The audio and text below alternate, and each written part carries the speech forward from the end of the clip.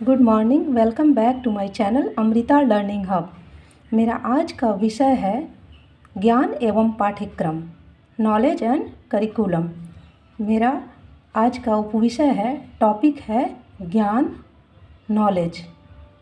Knowledge को ही हम हिंदी में ज्ञान बोलते हैं। तो आज का टॉपिक स्टार्ट करते हैं। सबसे पहले हम जानेंगे कॉन्सेप्ट ऑफ नॉलेज, ज्ञान की अवधारणा। ज्ञान एक ऐसा शब्द है जो सामान्य रूप से प्रयोग किया जाता है। ज्ञान को हम सामान्य शब्दों में प्रयोग करते हैं। किसी के लिए भी हम बोलते हैं कि उसे बहुत सारा नॉलेज है, ज्ञान है, उसके बातों से पता चलता है कि उसे कितना ज्ञान है।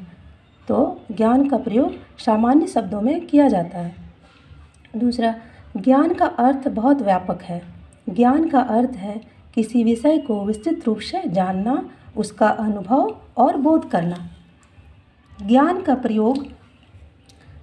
का प्रयोग भौतिक जगत एवं आध्यात्मिक जगत दोनों के संबंध में किया जाता है। भौतिक जगत और आध्यात्मिक जगत दोनों के संबंध में ही ज्ञान का प्रयोग होता है। भौतिक जगत की वस्तुओं का ज्ञान उसके संपर्क में आने पर किया जाता है।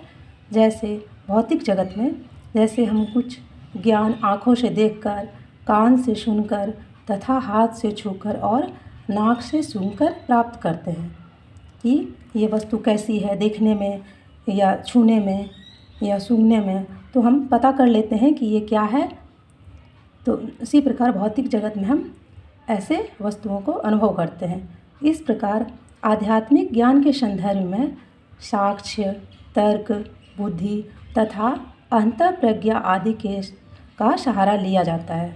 और आध्यात्मिक जगत में ज्ञान के लिए साक्ष्य, तर्क, बुद्धि तथा अंतःप्रज्ञा आदि का सहारा लिया जाता है। शिक्षा ज्ञान की प्राप्ति में एक मुख्य क्रिया है, क्योंकि समाज के लिए ज्ञान की उपयोगिता शिक्षा ही सिद्ध करती है।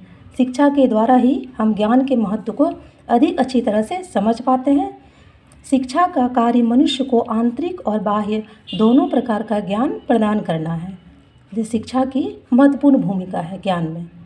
अब हम आगे जानेंगे ज्ञान का अर्थ एवं परिभाषा। तो आगे चलते हैं। जैसे जैसे आप मेरे पूरे वीडियो को देखेंगे, ज्ञान के संबंध में सब कुछ क्लियर होता जाएगा। तो आगे चलते हैं। ज्ञान शब्द की उत्पत्ति संस्कृत के ज्ञा धातु से हुई है, जिसका अर्थ है जानना, अनुभव करना या बोध करना। ज्ञान नॉलेज शब्द का हिंदी रूपांतरण है। ज्ञान को इंग्लिश में हम लोग नॉलेज बोलते हैं और हिंदी में ज्ञान शब्द का प्रयोग करते हैं, जिसका अर्थ होता है जानना। ज्ञान का अर्थ होता है जानना। पृथ्वी पर मनुष्य ही एकमात्र ऐसा प्राणी है जो विचार, चिंतन, मनन, मंथन और अनुभव के द्वारा तथ्यों को समझते हैं और ज्ञान प्राप्त करते हैं।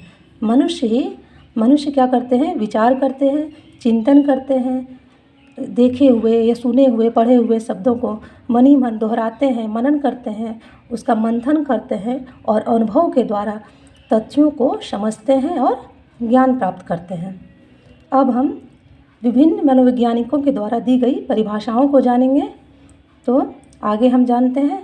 पहली परिभाषा है सुकरात के अनुसार ज्ञान एक ऐसी शक्ति है।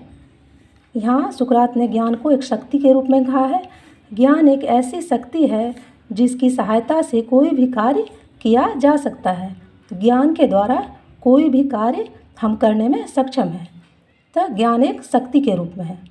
दूसरा, कार्ल श्वेबिक के अनुसार कुछ करने या क्रिया करने की क्षमता ही ज्ञान है। कुछ करने, जो कुछ भी हम करते हैं, क्रिया, उसकी क्षमता ही ज्ञान है। तीसरा, लॉक के अनुसार ज्ञान लोगों की बुद्धि और योग्यता में विद्यमान ज्ञात और उपस्थिति के योग से है। ज्ञान लोगों की बुद्धि और योग्यता में विद्यमान ज्ञात और उपस्थिति होने से है। अब आगे हम ज्ञान की विशेषताओं के बारे में जानेंगे। तो स्टार्ट करते हैं। Characteristics of knowledge. पहला है ज्ञान मनुष्य की शक्ति है। ज्ञान क्या है? ज्ञान ही मनुष्य की शक्ति है। आपको ज्ञान होगा तभी आप कुछ भी करने में सक्षम होंगे। अपना जीवन यापन, घर परिवार, पास पड़ोस, पर्यावरण को सुधारने में और बाकी सभी चीज़ों को करने में सक्षम होंगे जब आपके पास ज्ञान होगा। तो फर्स्ट क्लियर है। दूसरा, सत्य का दूसरा नाम ही ज्ञान है। कोई चीज़ सत्य है, कोई तथ्य सत्य है, वही ज्ञान है। ज्ञान समाप्त नहीं होता है। ज्ञान कभी भी समाप्त नहीं होता है, यह जीवन पर्यंत चलता रहता है।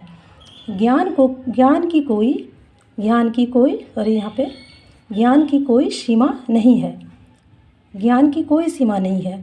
आप जितना चाहें उतना ज्ञान अर्जन कर सकते हैं अपनी क्षमता के अनुसार। आस पड़ोस, पर्यावरण, विद्यालय, परिवार, जिससे भी हो सकता है, जीव जंतु, सभी से आप ज्ञान प्राप्त कर सकते हैं।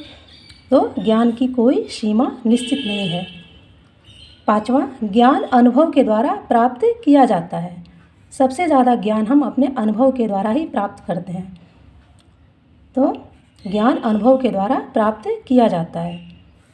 ज्ञान का स्रोत सूचना है। ज्ञान का स्रोत क्या है? सूचना किसी चीज़ के बारे में सुनकर, किसी तथ्य के बारे में सुनकर ही हम सूचना प्राप्त करते हैं और उसके बाद अनुभव के द्वारा हम उसे अपने जीवन में उतारते हैं।